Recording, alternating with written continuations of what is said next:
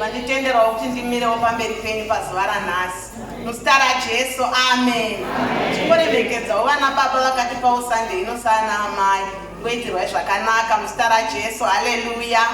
Toda kutendawo nemadzimai ose, amen. Tinofara kuti inzi ichechi ndivana mai, nokuti vakuru vedu vanoti musha mukadzi, saka kutomira kwechechi ndivana amai, saka vana amai muzita raJesu, amen. Ndiremekedzewo mama vedu maigura chino vari kutichera zvakanaka, kutirwai zvakanaka, pamwe chete namama vedu maimusara vatitangirawo shoko raMwari muzita raJesu, amen. Nechechi yose itigwai zvakanaka. Regai ndisiye nguva ino kumuverengo weshoko vauye vazotiverengerawo. Toda kutenda baba vedu president vakatipa thimu yakanaka inoita kuti tive kereke yakanatswa, haleluya, uye tive kereke isingafambi mumawrong doctrines. Tinova chechi yakavakwa pana Kristu, haleluya. Thimu yedu yatakapiwa napresident inoti being established and built on Christ, haleluya. Kureva kuti building haingomiri poga, inofanira kunge ine zvimwe zviri pasi zvainozoti kana yoonekwa ine payakagara, haleluya.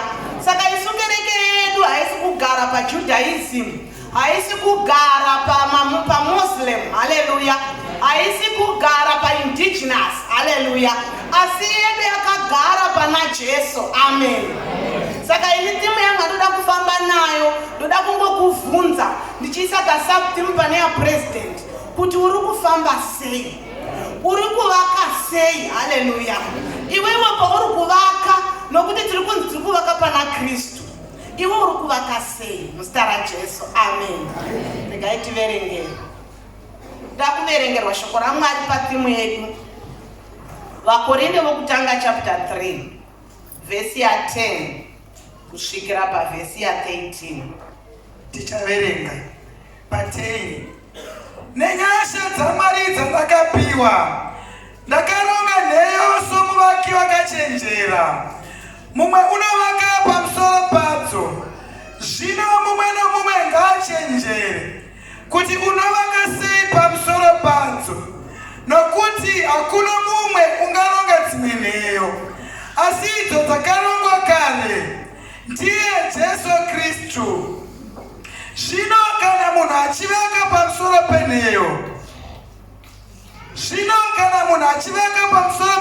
idzi, ndarama kana sirivheri kana mabwe akakosha kana matanda kana uswa kana mashanga, basa romumwe nomumwe richaonekwa, nokuti zuva iro richazvibudisa pachena, nokuti richaratidzwa nomoto. Moto uchaidza basa romumwe nomumwe kuti rakadini. Mazvita gaiti vaomberere maoko vachigara pasi muzita raJesu, haleluya. Regai ndingotenda Mwari nepataverengerwa. Ndisati ndapinda zvakanyanya munyaya yangu, pane kabackground kandoda kumbopa kadiki diki pamusoro perugwaro rwataverengesa. Shoko raMwari rataverenga iri itsamba yakanyorwa naPaul, haleluya. Paul wakanyora tsamba idzi mushure mekunge amboshanira paKorinde, amen. Akazodzoka padzi ovatumira tsamba paakabva poenda kuEfeso, haleluya. Unonzi Paul akarara akafoma church kana kuti chechi yepakorinde pana 50 to 51 AD. Haleluya. Tichireva kuti kana kuti AD taakureva kuti Jesu afa. Haleluya. Saka Jesu paakafa ndipo kutanga kunzwa nhoroondo yapo muzita raJesu. Amen. Unonzi Paul akagara pakorinde for about 18 months. Amen. Mukatarisa kune mamwe makereke waigara nguva diki, asi pano pakorinde wakagara 18 months achidzidzisa nokuparidza shoko raMwari. Adzidzisa nokuparidza ndobva akazobva oziva kuti ndapulanda chechi. But munzvimbo makanga apulanda chechi umu makanga isiri nzvimbo iri nyore. Haleluya. Nzvimbo yekorinde yaitwa zvinhu zvakasiyana siyana. Chikonzero inzvimbo yakanga ine mapotsi kwaisvikira zvinhu, kana kuti tinoziva kuti papoti ndo panosvikira zvinhu nezvikepe. Haleluya. Saka kureva kuti inzvimbo yakanga ine mabhizinesi. Ukaziva nzvimbo ikaita bhizinesi, for example tikafananidza neBedbridge kana kuti nengundu panopfuura mota dzinobva kunana South Africa, pane zvimwe zvakaipa zvinoitika munzvimbo iyoyo nokuti pari kusvikira vanhu vemarudzi akasiyana siyana. Haleluya. Tikatarisa pakorinde paiva nemaGirisi vaivapo, paiva zvakare nemaRomans aivapo nemamwe magrupu emamwe marudzi akanga arimo mukorinde. Ukamboona nzvimbo yaita marudzi akasiyana siyana, umwe nomumwe uri kuda kuuya nekaucha yake, umwe nomumwe achida kuti raramai zvandinoda ini. Haleluya. Saka ipapo ndo pakaenda Paul akundoparidza shoko raMwari. Mukuparidza kwake ndokubva avasiya. Haleluya. Nokuti vakanga asina kutumwa pakorinde poga. Haleluya. Nokuti shoko raMwari rinoti endai naizvozvo. Sezvamakangoita imi veTriangle Assembly, makaenda mukanoita mazuva 4 pahinji, mukaparidza, mukapulanda, mukasiya. Nezuro makanga muri pamakari. Haleluya. Mukandoparidza mukabva. Haleluya. Ndo panozoti Paul abva une zvaakazonzwa zvakanga zvoitika pakorinde. Haleluya. Unoratidza kuti wakanyorerwa matsamba kana kuti wakatumigwa vanhu vaitaura about 10 zvinhu zvavakanga vakuita pakorinde zvaipesana neshoko raMwari. Haleluya. Ndo zvimwe zvatinonzwa zvinotaurwa Paul akurayira vanhu, akutaura kunyange nekuvakadzi, akuvaudza kuti imi vakadzi nyararai muimba yaMwari, nokuti vakadzi vakanga vatuvocal nomumatare ndo vakanga vakutotonga. Haleluya. Asi kwete kuti vakanga asingadi kuti vakadzi vashumire, but vakanga vatuvocal kudarika vana baba. Sezvatinongoita ese vana mai chero mumba, voice vana kuhwikwanera mai, baba vanongotaura rimwe vatonyarara, iwe unotatsanangura nezvimwe nezvimwe. Saka ndo yakanga yakuitika pakorinde. Haleluya. Paul unorayira zvakare nenyaya yekuwanana nemadhivorce. Haleluya. Pakanga kunyanya madhivorce. Chikonzero panzvimbo panongoita vanhu vanokurosa vachiyambuka bhodha vachiita nezvikepe, pane upombwe huri easy kuwanikwa panhu pakadaro. Haleluya. Sezvamunongoshoora imi nzvimbo dzakafanana naBedbridge, dzamunongosora dzakafanana nengundu, munoti mwana wako wakakurira paimangunde here? Makunde hamwiti. Inyaya yekuti pane vanhu vemamwe macultures vanopfuura napo, vedzimwe nyika vanopfuura napo muzita raJesu. Amen. Saka Paul unonzi avapo ndo paakanyora tsamba mbiri, imwe inonzi 1 Corinthians na 2 Corinthians. Ava kuadresa nyaya idzodzo. Haleluya. Ava kuvarayira pamusoro pezvavakanga vakupesa, vanga vakuita zvinopesana neshoko raMwari muzita raJesu. Amen. Mukatotarisa nyangwe vaya vanopa chirayiro, munobva vachivhurisa muna 1 Corinthians chapter 11, vakanga vakuita mamwe madyiro akuvarayira kuti chirayiro hachina kushata, asi munhu ngaabve adya kumba kwake, arege kuzoita madyiro okuti watochiwanira pano nenzara. Haleluya. Kuroti vakanga vane mamwe maitiro avakuita muzita raJesu. Amen. Paul ndo paakazoenda kwavari ovarayira. Mukatarisa mukorinde makanga mane imwe tsika yakashata, especially panyaya yeupombwe muzita raJesu. Amen. Vanhu unotovarayira achiti upombwe huri pakati penyu, chero pakati pevahedhe nahuwanikwi. Haleluya. Ndobva ndatoona kuti vadikani itsamba iyi haina kunyoregwa vahedhe, yakatonyoregwa Yesu tinonamata, kuti zvawakauya kuzovaka pamusoro paJesu. Haleluya. Jesu zvaanga ari yefoundation wakaleiwa naPaul, kweiwe uri kumbovaka sei pamusoro pefoundation iyoyo? Shoko raMwari rakati isu maKristu tiri tsamba yakanyorwa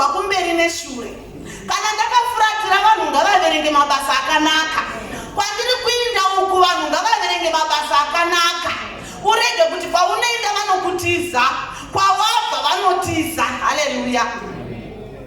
Mabasa ako ari kuverengwa achiverengwa chikristu here kana kuti uri kuverengerwa kuvahedheri muzita raJesu. Haleluya. Kwanzi vakapedzisira vakuita like notorious proverb yavakanga vakutopa vakanangana nekorinde. Haleluya.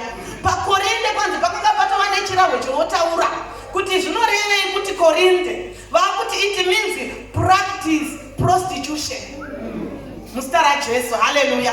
Imomo munzvimbo imomo makanga makutoti korinde inonzi practice prostitution ndo makandofomwa chechi naPaul.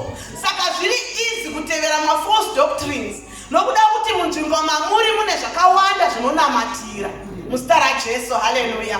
Dai Mwari vatibetsera ndopo paanotipa tsamba dzake ndo patinonzwa pataverengesa pana vakorinde wokutanga chapter 3 pavhesi ya 10 yotaura pamusoro pokuti nenyasha dzandakapiwa. Haleluya. Unoziva kana ari Paul haasi one of the disciples, akatozovapo Jesu asisipo. Haleluya. But unoti ndakatopiwa nyasha kudarika vakafamba naye. Hatina kupiwa Peter wangari one of the disciples, hatina kutombopiwa vana James kana vana vaZebhedi, dzakaenda kuna Paul. Haleluya. Ipapo pakandibetsera vadikani kuti ukaona munhu auya muno nyangwe ranga riri hure, Mwari vanotomuda nekuti vasiya. Mwari vakaregere kusarudza vana Peter vaigara vanemi muchinda nokumakomo. Tirimo muno panomuone background yakashata, asi kana ava muno Mwari vanomuda. Imhoso yako unosara uchiti harisifambi but Mwari vanoti nyasha dzavo pafambi iyoyo muzita raJesu. Haleluya. Une nhamo unoramba uchiverenga background yemunhu kana akafuratira ngati ndagamuchira Jesu, Mwari vanomuona asina kumbotadza.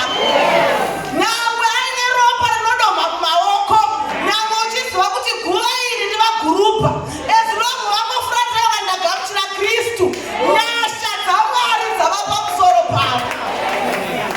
Mwari vakamuda Paul akadaro, unoziva nyangwe mushoko raMwari tinongohwa vana Peter vakanga vachingogara vari pedo naye, unongova tsamba yekutanga yapita neyechipiri. Asi ukatarisa Paul wakanyora tsamba dzakawanda, wakazviwanepi zvaJesu wasina kumbofamba naye. Akati nenyasha dzandakapiwa dzakanyimwa vadzidzi dzikapiwa iye, wakanga achitopesana nechikristu. Kana ari Paul unonzi wakanga achitouraya vainamata. Mazuva akada kutanga kunamata, vanhu vaiti vakamuona vaitiza. Rakanga ratova basa rake rekuti handichaiti izvozvo, vanhu vachitomutiza. Iyeye waiuraya vainamata, unotova nemakuva evaiuraya vainamata. Ndo Mwari pavakaburusira nyasha muzita raJesu. Haleluya. Itsika yaMwari yokushandisa zvakazvidzika. Ione nhamo unoti kana chiprofita chikauya wekwahinji ungataure uyoyo, Mwari vanoburusa nyasha. Haleluya. Ndo panoreva kuti nyasha ipapo usingakodzeri. Kana wochisa maoko mhomho uchiona kukodzera, Mwari havakukodzeresi, vanokodzeresa usingakodzeri. Ndokuti definition yenyasha ionekwe muzita raJesu. Haleluya. Paul wakaziva akati handidi kuadhiresa souchenjeri hwangu, ndoda kuti zvandiri kutaura pano muzvizive kuti ndanga ndisina kukodzera. Pane umwe washandisa muromo wangu nokuda kwenyasha muzita raJesu. Haleluya. Vadikani ngatidzide nyasha dzaMwari idzi. Usatanga kuzvikodzeresa iwe kuti ndinokwana, usakwana. Haleluya. Munoziva nyangwe kuri kuti zviya ukakwidzwa mota zviya unozvitarisa kuti samaimufundisi mota yamira totondovhura dhoo remberi. Zvino kana ukaona vakaisa handbag yavo ikoko wodii woisenga, Mwari ngavakukodzerese utange kuvhura dhoo resure wazoti kana mama uyai mugare kumberi. Haleluya. Usatanga kuzvikwanisira, Mwari ngaakukwanisire muzita raJesu. Haleluya. Paul unoti nokuda kwenyasha dzandakapuwa naMwari nokuti ndanga ndisingakwani, kwai ndakapuwa nyasha dzokuronga nheyo. Haleluya. Chinhu chinonzi foundation ndo imba yose. Haleluya. Foundation ndo imba yose. Kwai ndakandoleya foundation. Ko vadzidzi mainepi po vachileya foundation?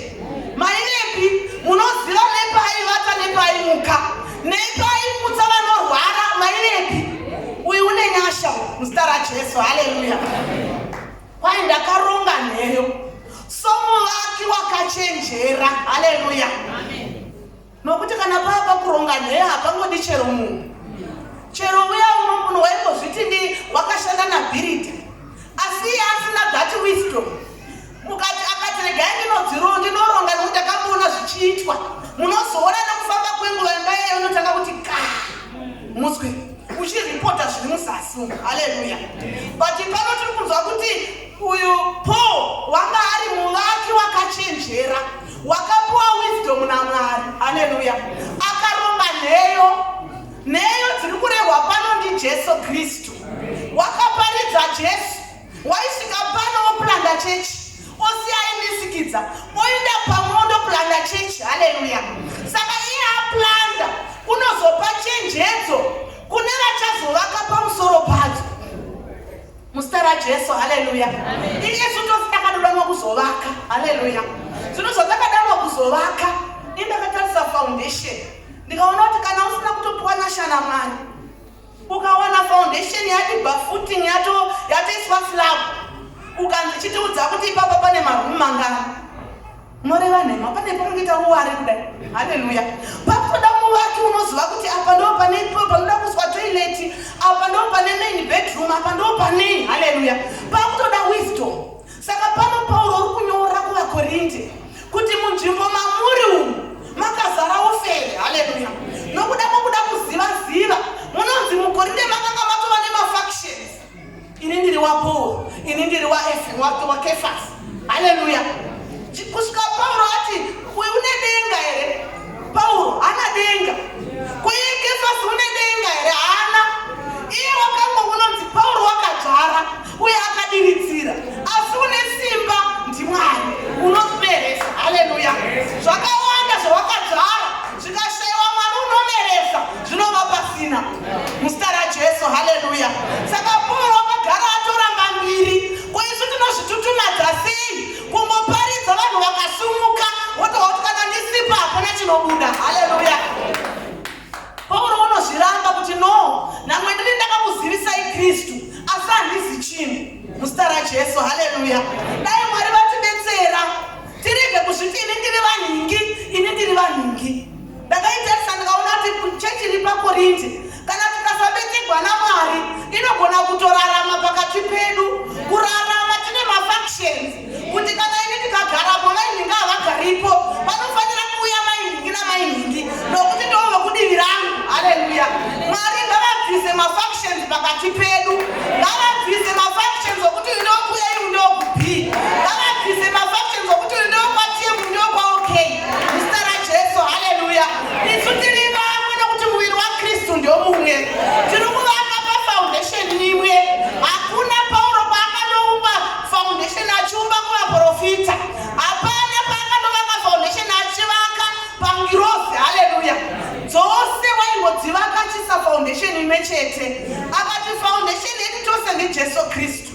Asi iwe zvauri kuvaka pamusoro payo nokuti umwe neumwe is a builder. But master builder wedu ndi Paulo. Haleluya. Iye paakaleya foundation iwe chichenjero uri kuvaka sei muzita raJesu. Haleluya.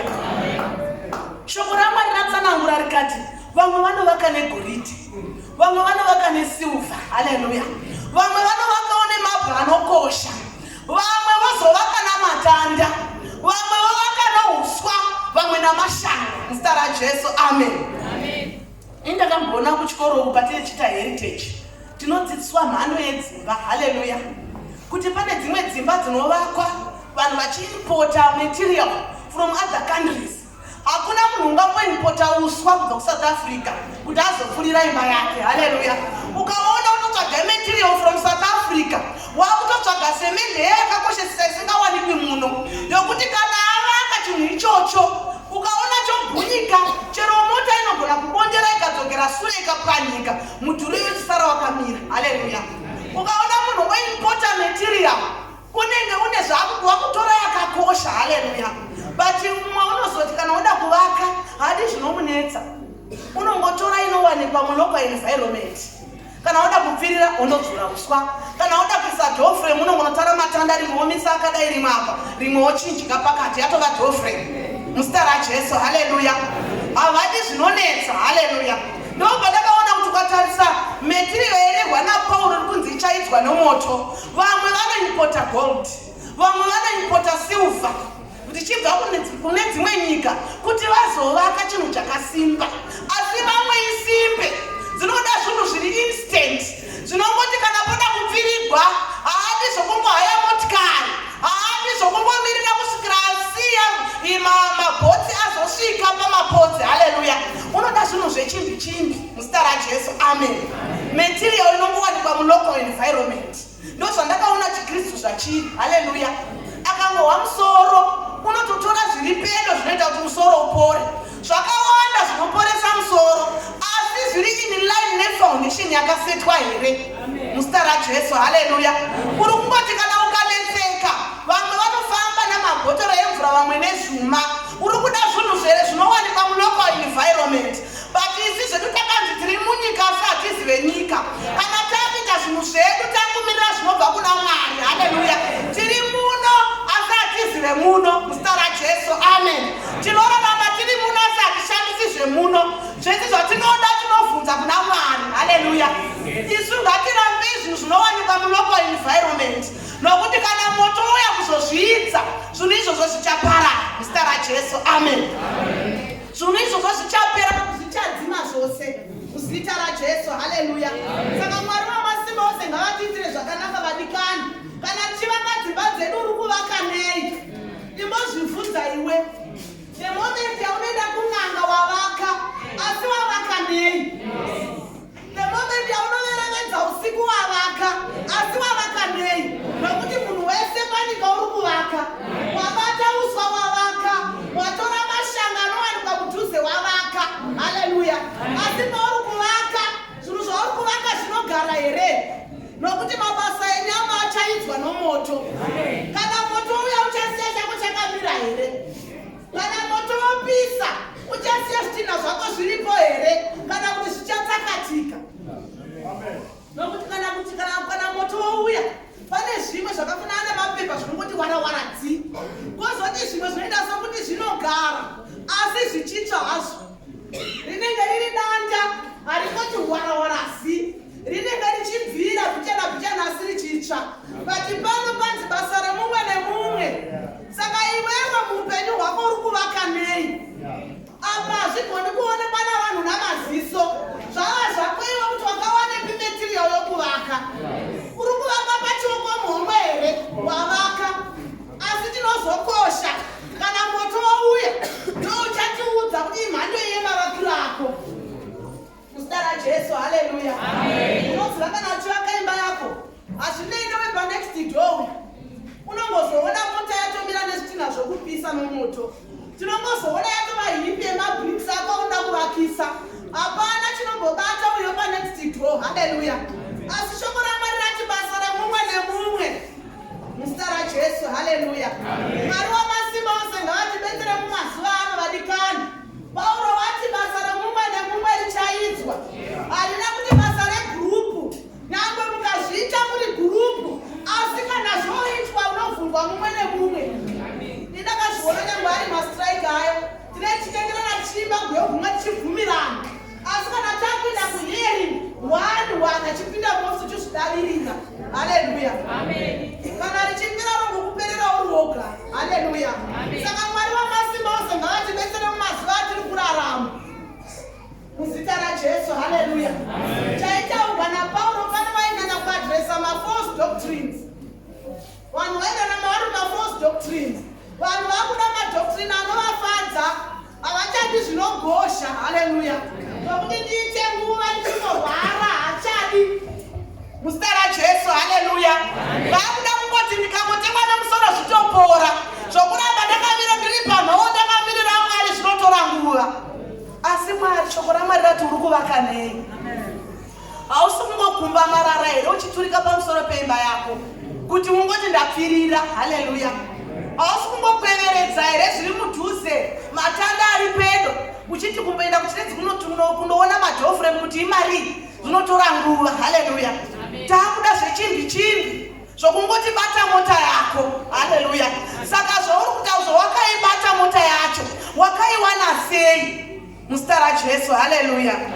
Mwari wamasimba ose ngavatibetsere pazuva ranhasi. Vadikani tiri kuvaka nei? Mwari wamasimba ose ngavatibetsere. Mararamiro edu ngaafadze Mwari. Nyika ingasazviona asi unozviziva.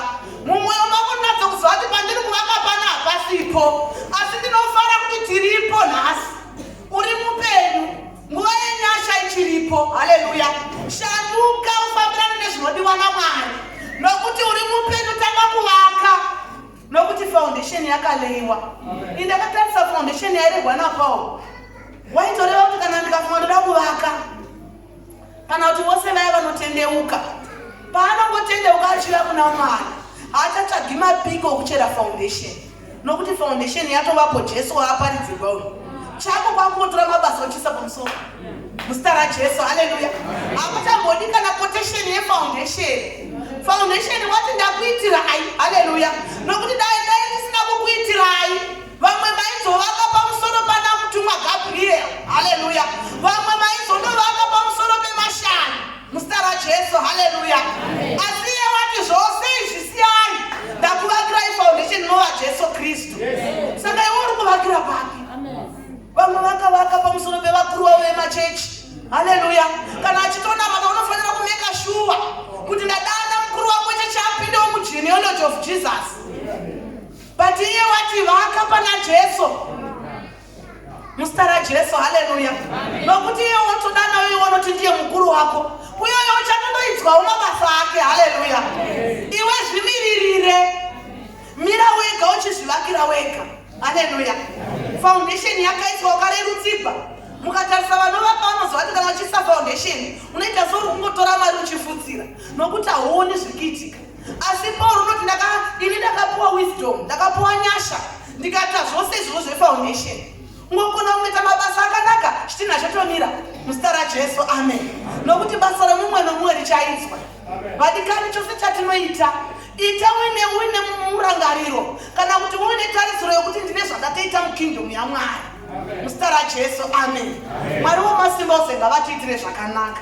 Funga noupenyu hwako, ndiri kuvaka sei muzita raJesu. Amen. Paya paunongori kubasa, uri kuvaka sei? Indakatoona kuti wega uri munyika kana kuti uri kupi uri kuvaka. Rimwe nerimwe baba ibasa romumwe nomumwe, kureva kuti iwe nedunga munhu, as long uchingova munhu, basa rako richainzwa. Parinoinzwa hauzofana nerinosina kumbopinda mudhoo rechechi. Mwari wamasimba ose ngavatibetsere vadikani. Toda kuti tisvike patinosumuka, tisvike patinomboimbirwa, umwe neumwe noupenyu hwake, kuti Mwari ndibetserei. Ndiri kuda kuvaka pafoundation inova Jesu Kristu. Handichadi kuvaka kuvadzimu wokuti kana kuonzi izvezvo muna August vamwe ndakutumira mari dzedu dzokusana kutenga zviyo watovaka. Haleluya. Vamwe tiri kuti ndazobatika ndichatuma vana, watovaka. Haleluya. Asi mavakiro ako semuKristu, uri kuvaka zvinofadza Mwari here? Uri kuvaka zvinozoidzwa nemoto zvikagara here? Kana kuti uchavaka zvinoputsika, kana kuti uchavaka zvinotsva muzita raJesu. Amen. Mwari wamasimba ose ngavatibetsere. Toda kuti tisvike patinoimbirwa ndorambira ipapo. Mwari wokudenga tigosvika patinonamata Mwari vatiwanire nyasha muzita raJesu. Amen.